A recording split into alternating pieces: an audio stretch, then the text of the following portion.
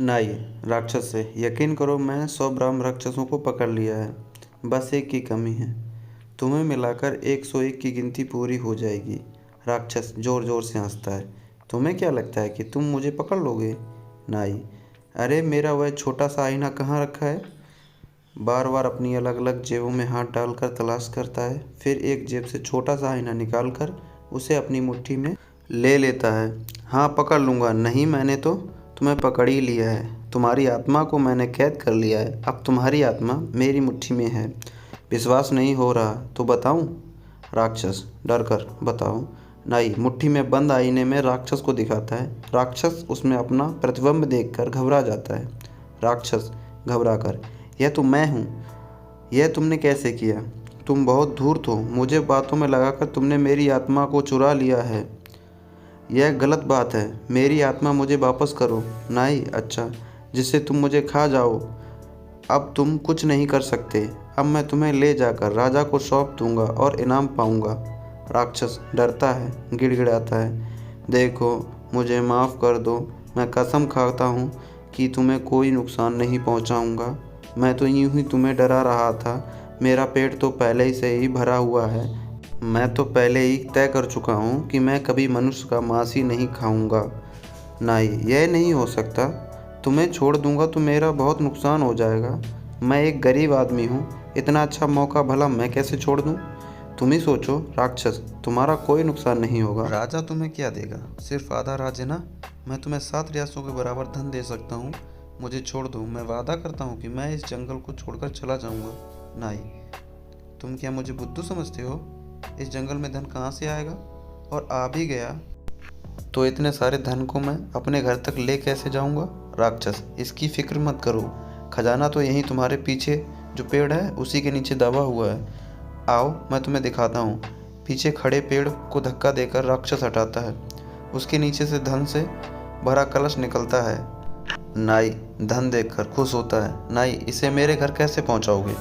राक्षस, मेरी शक्ति में विश्वास करो। मैं पलक झपकते ही इसे तुम्हारे घर पहुंचा दूंगा। धन सारा राक्षस ने उसके घर पहुंचाया। नाई ने उससे एक नया घर बनवाया। फिर एक दिन उसने ब्याह रचाया। सुंदर सी एक बहू घर में लाया। सुविधा का हर सामान जुटाया। राक्षस था लेकिन अब भी घबराया। बोला, मुझको अब मुक्ति दे दो, अब नहीं कोई कर्ज बकाया। नाई ने सोचा, लेकिन इतनी जल्दी इसको मुक्ति देना ठीक नहीं है और बकाया कामों को भी निपटा लेना अच्छा होगा। राक्षस नाई के आगे हाथ जोड़कर मुक्ति के लिए विनती करता है। नाई, देखो, मेरे खेतों में फसल तैयार खड़ी है और मुझे अभी भी काम है। तुम उस फसल को काटकर खलिहान में रख दो। इसके बाद ही मैं तुम्हें मुक्त करूँगा। राक्षस, लेकिन नाई, लेकिन वेकिन कुछ नहीं। शुक्र मनाओ कि मैं तुम्हें राजा के हवाले नहीं कर रहा हूँ। राक्षस सिर झुकाया जाता है। नाई मुस्कुराता है। मरता न क्या करता। राक्षस ने फिर सिर झुकाया और खेत पर काम करने चल दिया। इसी बीच एक दिन हुआ क्या, नाई का घर अचानक घर से अंदर से बर्तन गिरने की और एक औरत की चिल्लाने की आवाज़ आती है। नाई, अरे क्या हुआ? इतना शोर क्यों मचा रखा है? नाई की पत्नी चिल्लाती हुई और हाथ में एक बड़ी सी कटार लिए आती है। नाई, अरे भगवान, यह तुम किस दुश्मन का सिर काटने जा रही हो? नाई की पत्नी, तुम जो मछली लाए थे, बिल्ली उसका सिर लेकर भाग गई है। मैं इस बिल्ली को नहीं छोड़ूंगी। तंग कर डाला इस काली बिल्ली ने। आज मैं इसे जरूर मजा चखाऊंगी। आज उसकी गर्दन नहीं बचेगी। ब्रह्म राक्षस काम करने के लिए हंसिया हाथ में लेकर आगे बढ़ता है। ब्रह्म राक्षस, ये मालिक तो साला बहुत लालची है। इतना सारा धन दे दिया तब भी तंग कर रहा है। जी में आता है इसका सिर चबा जाऊं, पर पता नहीं कैसे साले ने मेरी आत्मा को अपनी मुट्ठी में बंद कर लिया। किसी तरह इससे मुक्ति पाऊं तो फिर इस जंगल में कभी नहीं आऊँगा। अब इतना बड़ा खेत काटना, उफ, मेरे बाप दादों ने भी खेती का काम नहीं किया है, लेकिन इसे तो निपटना ही पड़ेगा। सामने से एक राक्षस आता है। दूसरा राक्षस पहले राक्षस से, यह तुम क्या कर रहे हो? राक्षसों ने यह खेती बाड़ी करना कब से शुरू कर दिया? पहला राक्षस, क्या बताऊं यार, मैं एक बहुत लालची और शातिर मनुष्य के चक्कर में फंस गया हूँ। उसने पता नहीं कैसे मेरी आत्मा को बंदी बना लिया और मुझे उससे मुक्ति पाने के लिए ये सब करना पड़ रहा है। दूसरा राक्षस हंसता है, तुम कैसे ब्रह्म राक्षस हो? उस मनुष्य ने तुम्हें जरूर बुद्धू बना दिया है। अरे मनुष्य भी कहीं राक्षस से ज़्यादा शक्तिशाली हो सकता है। आदमी की औकात ही क्या है जो हमें पराजित कर सके। मुझे ज़रा उस आदमी का घर दिखाओ, मैं देखता हूँ कैसे वह राक्षसों से काम करा सकता है। पहला राक्षस, दिखा तो दूंगा लेकिन दूर से। यह खेत काटे बिना उसके पास जाने की हिम्मत मुझ में नहीं है।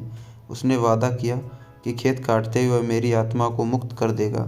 तुम्हारे चक्कर में अगर उसने फिर कोई काम बता दिया तो मैं व्यर्थ ही मारा जाऊंगा। पहला और दूसरा राक्षस एक चक्कर काटते हैं। पहले वाला दूसरे राक्षस नाई के घर को दिखाता है। नाई के घर की खिड़की खुली हुई है। खिड़की के पीछे छिपकर नाई की पत्नी हाथ में कटार लिए खड़ी है। दूसरा राक्षस दबे पांव खिड़की के पास आता है। नाई की पत्नी, आज मैं इस बिलैया को नहीं छोड़ने वाली। बस एक बार अंदर आ जाए तो आज मैं उसका काम तमाम कर डालूं। दूसरा राक्षस अपना झबरा सिर धीरे से खिड़की के अंदर घुसाता है और पत्नी तेजी से कटार से वार करती है।